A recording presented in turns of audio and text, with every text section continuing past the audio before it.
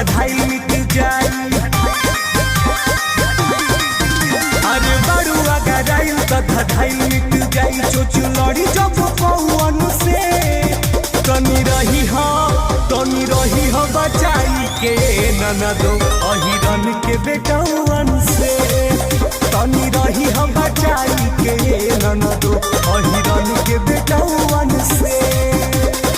जा ना मनबू तो बाद में पछताई हो।